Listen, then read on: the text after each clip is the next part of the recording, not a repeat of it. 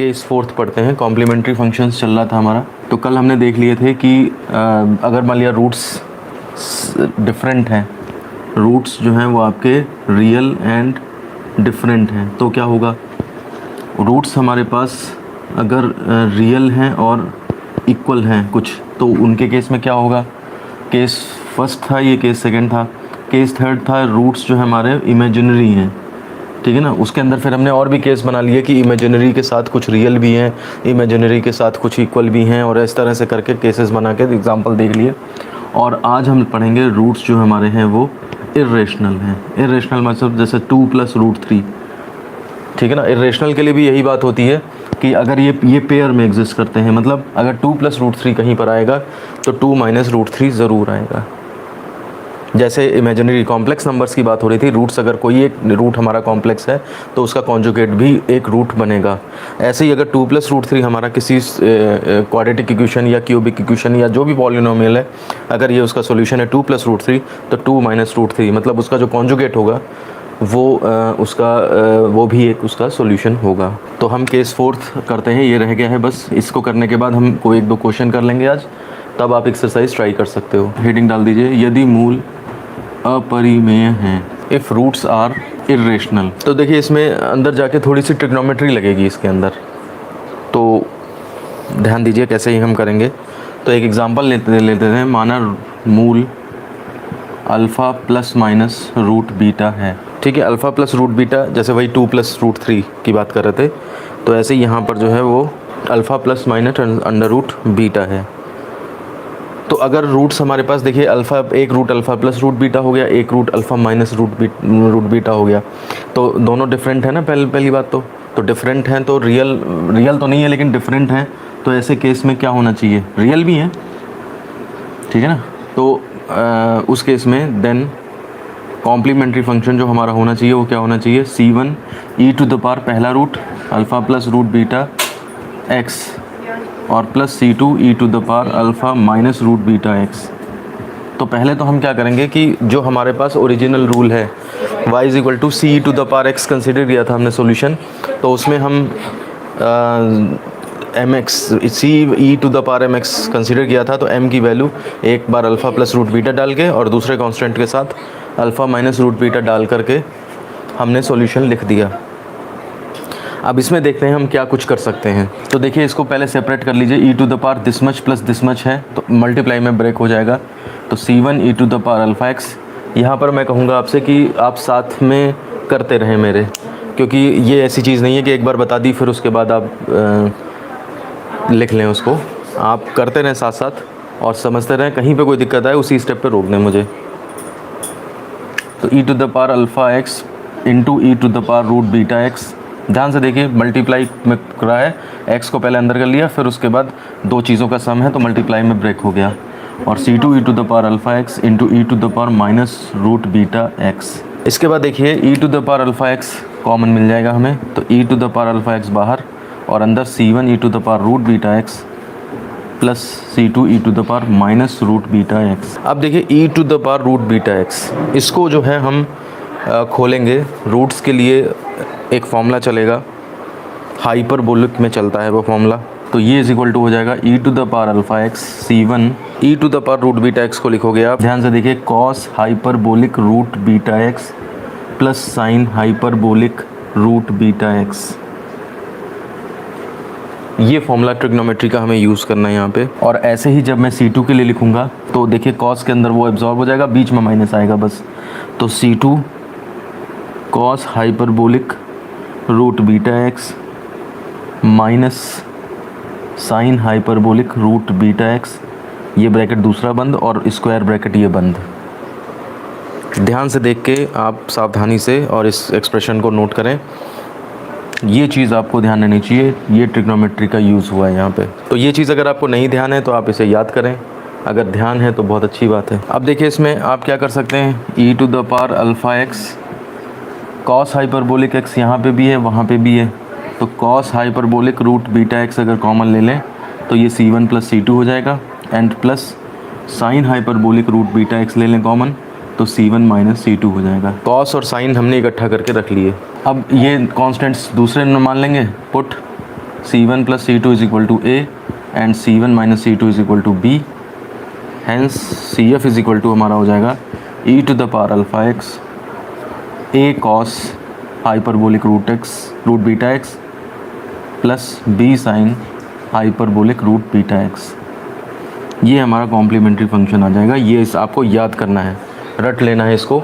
बार बार आप प्रोसीजर नहीं सॉल्व करके दिखाओगे, आप ये वाला फंक्शन यूज़ करोगे सीधे. एक एग्जांपल देख लेते हैं. एग्जांपल लिख लीजिए. इफ़ रूट्स आर, सपोज करिए 3 4 प्लस माइनस रूट 3 ऐसे करके हैं. एक हमने सिंपल सा मान लिया रियल नंबर और एक मान लिया हमने ये इरेशनल. तो CF क्या होगा देखिए, C1 e to the power 3x. इसके लिए तो ये वाला लिख दिया जाएगा, प्लस अब इसके लिए आप ये पूरा लगाओगे.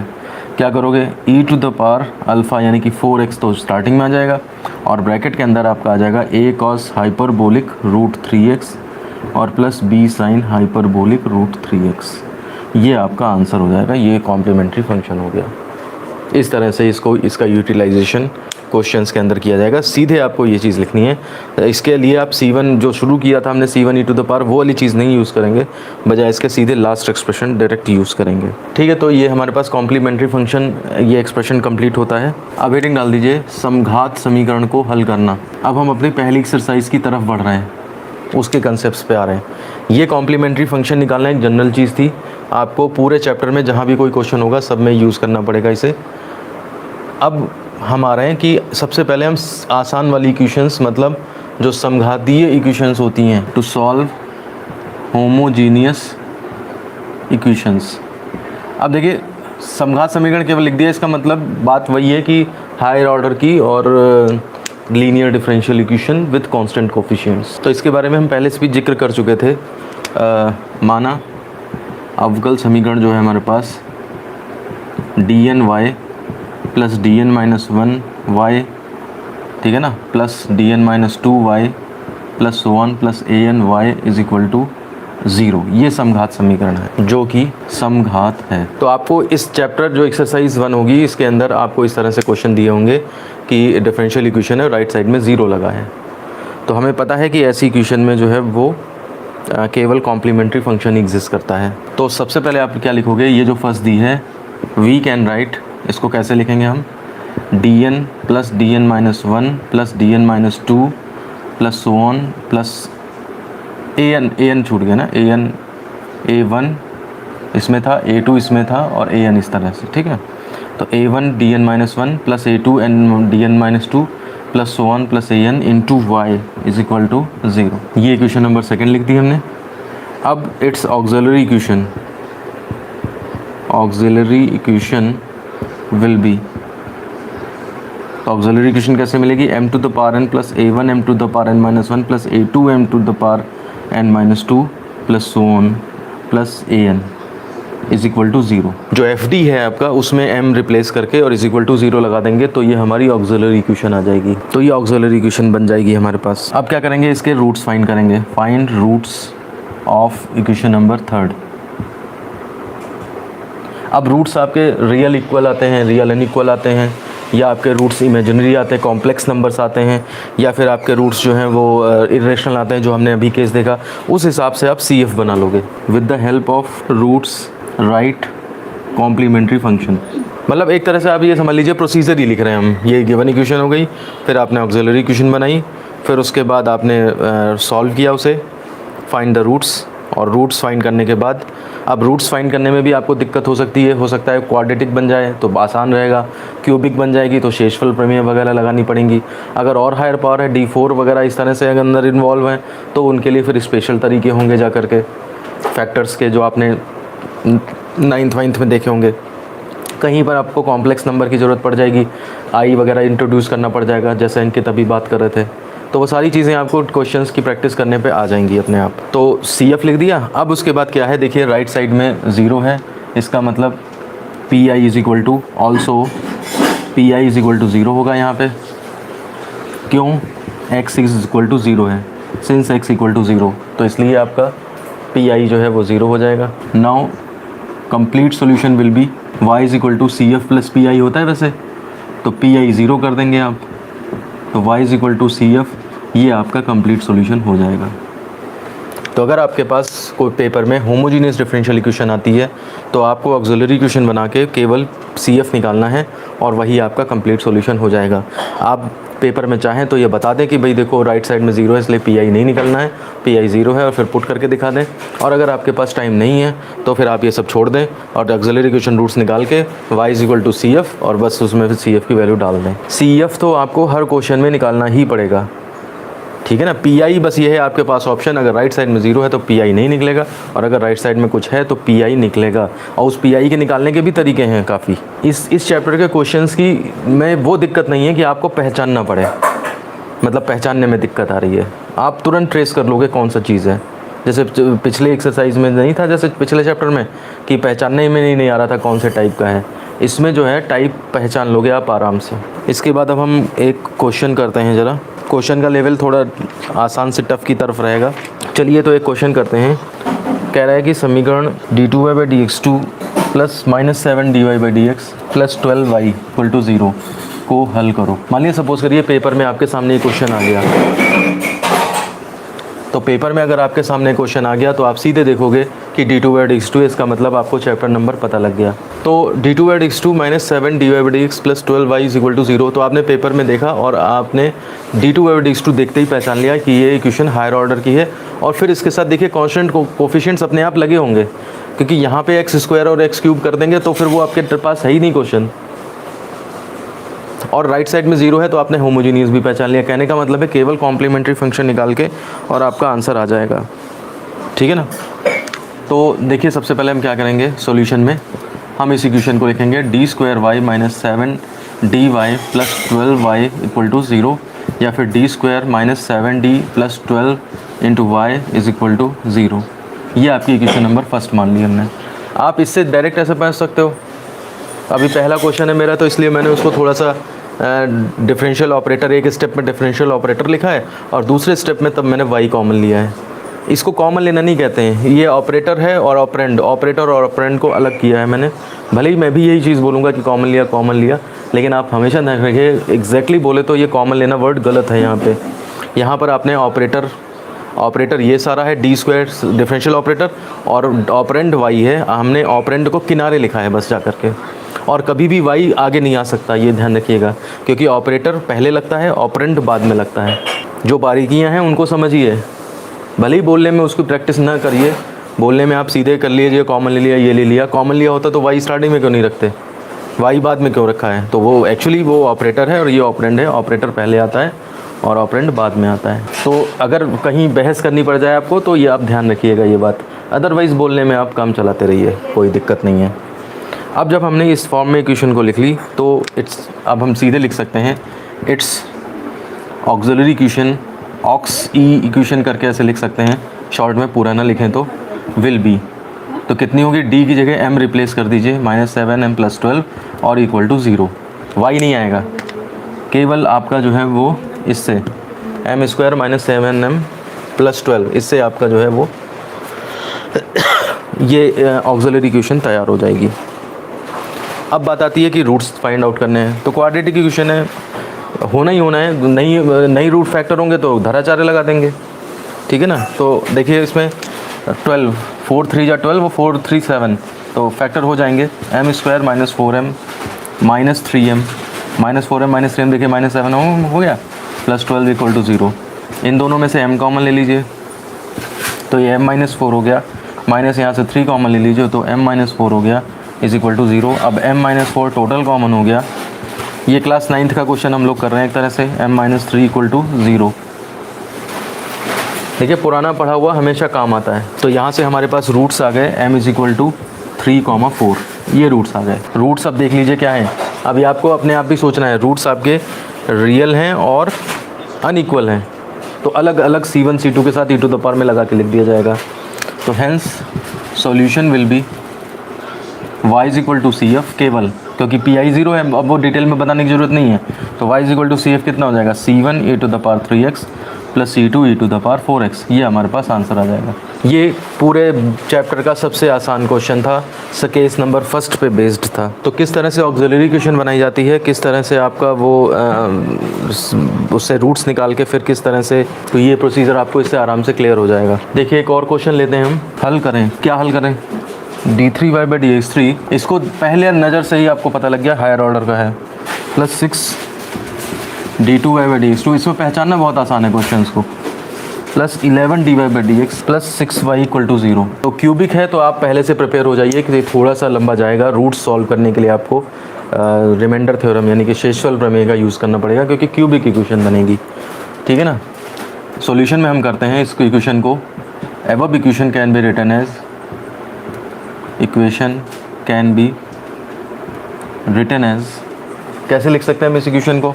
तो देखिए d3, अब सीधा लिख रहा हूँ मैं, plus 6d² plus 11d plus 6 into Y is equal to 0, ठीक है। ये इक्वेशन नंबर फर्स्ट हो गई। राइट साइड में 0 है, इसलिए पर्टिकुलर इंटीग्रल के सवाल ही नहीं उठता, वो बात की बात है। तभी हमने अभी तक पर्टिकुलर इंटीग्रल निकालना सीखा भी नहीं है, केवल CF सीखा और उसी के ऊपर बेस्ड सब होमोजीनियस इक्वेशंस है। तो it's auxiliary equation will B, ये ज़रूर लिखेंगे, ऑक्सिलरी इक्वेशन लिख रहे हैं हम, तो m³ plus 6m² plus 11m plus 6 = 0। अब हमारे पास प्रॉब्लम आती है कि इसके रूट्स कैसे निकाले जाएं। तो इसके लिए हम अपनी छोटी क्लासेस में चलते हैं, 10th 11th में, और वहाँ पर हमने इसके रूट्स कैसे निकाले थे। तो देखिए क्या सारे पॉजिटिव हैं, तो इसलिए m = 1 तो सेटिस्फाई नहीं करेगा। तो देखिए m³ plus 6m² plus 11m plus 6 है = 0, पॉजिटिव है, m = 1 इसमें नहीं सेटिस्फाई हो सकता, ठीक है ना। तो हम ट्राई करेंगे m = -1 के लिए। फॉर m = -1, तो देखते हैं हम, -1 का क्यूब प्लस 6 -1 का स्क्वायर प्लस 11 -1 और प्लस 6, तो ये कितना आएगा?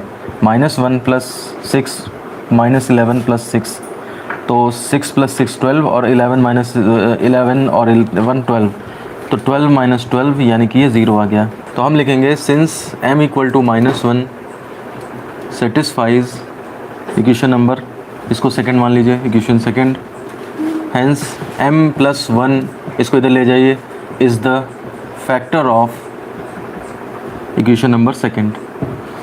तो ये जो इक्वेशन लिखी है ऑक्सिलरी इक्वेशन, इसका एक फैक्टर m + 1 होगा। मैं शेषफल प्रमेय डिटेल में करा रहा हूँ ताकि अगर कोई भूल गया है तो उसको पता लग जाए। अब क्या काम है, m + 1 इसका एक फैक्टर है, यानी कि ये expression m + 1 multiplied by something is equal to 0 लिखा जा सकता है, तभी तो m + 1 इसका एक फैक्टर मिलेगा। तो वो फैक्टर कौन सा है, वो तब मिलेगा जब मैं m + 1 से इसे डिवाइड कर दूंगा। तो अब नया काम हमारा पास क्या है, m + 1 से m³ plus 6m² plus 11m plus 6 इसको डिवाइड करना है। देखिए m + 1 से डिवाइड करते हैं तो m का कितने बार जाएगा, m² टाइम्स जाएगा, तो ये m³ प्लस 6m², नहीं m³ प्लस और m² आएगा, ठीक है। अब इसके बाद घटाया जाता है तो घटा दीजिए आप, तो ये कट जाएगा और ये 5m² बचेगा, प्लस 11m प्लस 6 और उतार लीजिए। अब देखिए m², अब कितने बार ले जाएं, अब ले जाएंगे हम m² लाना है ना, तो 5m से मल्टीप्लाई करिए, तो 5m से मल्टीप्लाई करके 5m² हो जाएगा, इसका प्लस 5m हो जाएगा और इसका कुछ नहीं आएगा। अब माइनस फिर से कर दीजिए, तो 11 - 6m प्लस 6 बचा। अब कितने बार ले जाएं, 6 टाइम्स ले जाइए, तो 6 टाइम्स ले जाने से 6m आ जाएगा। वो इस तरह लाया जाता है कि घटाने पे कट जाए, और प्लस 6, तो माइनस माइनस करेंगे तो सब कट जाएगा 0। तो इसका मतलब m + 1 एक फैक्टर है, दूसरा बचा हुआ कौन सा था, ये था।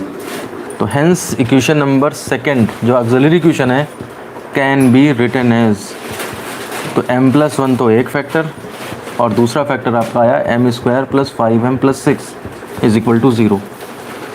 किसी को अगर दिक्कत है तो बताए कहीं पे।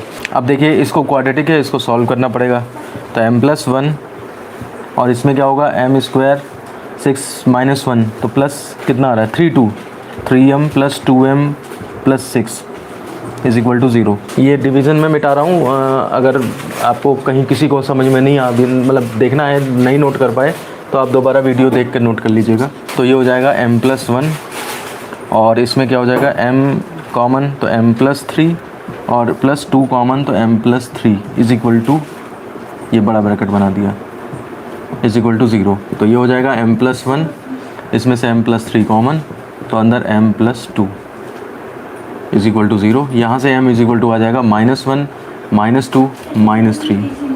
सारे रूट्स रियल हैं और अनइक्वल हैं, तो इसलिए hence solution will be y is equal to only CF।